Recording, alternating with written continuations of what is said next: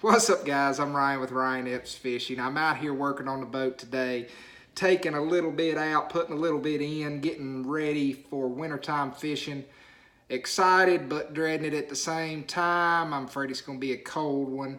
Nonetheless, I thought I would do a short video for y'all today and see if I couldn't show you a thing or two about jigs. We're going to be trimming a jig up today. I'm going to show you the correct way to trim a jig and how to make a jig more effective for you guys. So, let's get to it. I have got here, I just bought this last week, and I did already open it, a Buckeye Lures G-Man Ballin' Out jig, brand new, straight out of the pack, and I'll show you what I do to them.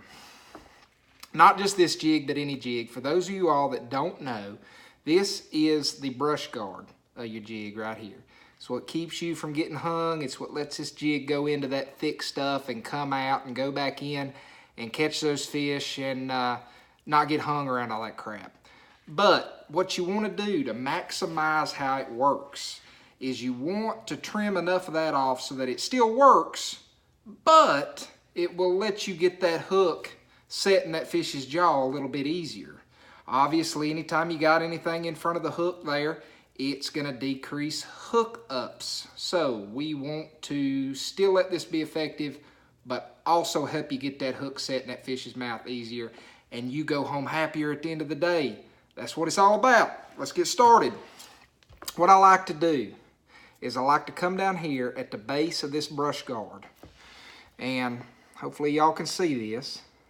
I'm going to I like to take them from the top, the strands that are closest to the eye of the jig. So I like to start off with about 1/4 of the strands.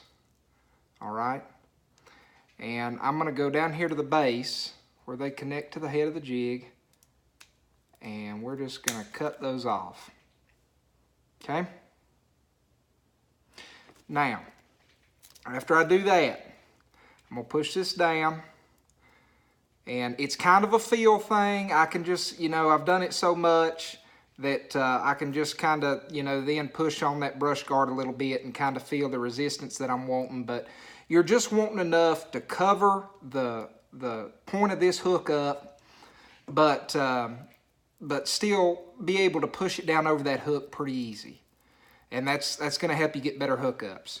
So I'm going to take just a couple.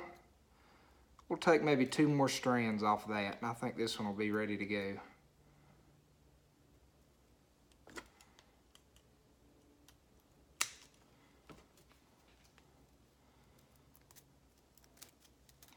All right, now that's much easier right there. Much easier. And it's still going to let this bait come through that cover and not get hung and save you some cussing. It's still going to be effective, but it's going to hook them a lot easier, I guarantee it. Now, we have got the brush guard taken care of. There's one more thing that I do to a jig before I start fishing it. Most of the time, you're going to have a trailer on this jig. And let's just grab one real quick. Let's say we're wanting to fish this Zoom speed crawl right here. What you do, when I get a trailer that I'm wanting to use, I'm going to slide it on here.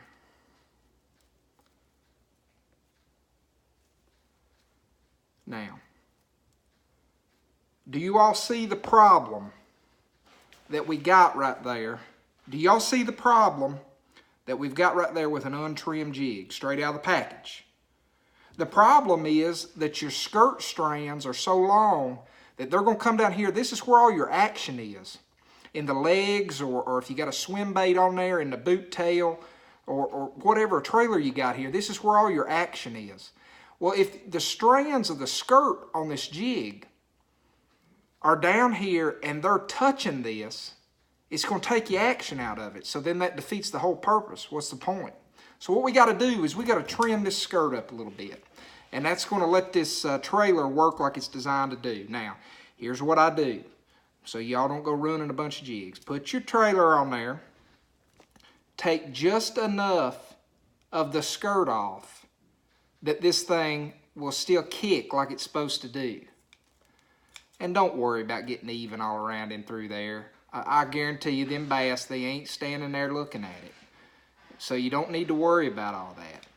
Just trim that up just enough so that the legs on your trailer are still working like they're supposed to do. Now I've trimmed that up. Another thing you can do, here's a good tip for you. If it's winter, you're wanting smaller baits, you're wanting to reduce the bulk out of this bait, you can take interior strands of this jig, you can remove the entire strands. Don't go crazy with it because you can't put them back. You'll have to put a new skirt on here. But you can take a few of those out. It'll look smaller. It'll work better for you in cold water, pressured fish, wintertime. Much better. So that's what I do to a jig, guys. Y'all get these new jigs, trim them up. They're going to work better for you. You can use this same kind of idea with anything that's got a skirt on it, whether that is a chatterbait or a spinnerbait. Obviously, they don't have brush guards on them, but they all got skirts, so they all need trimmed, and they'll work a lot better for you. All I got for you today, guys. Y'all make some time, get out there and catch you a few. I'm Ryan Epps. Y'all have a good one.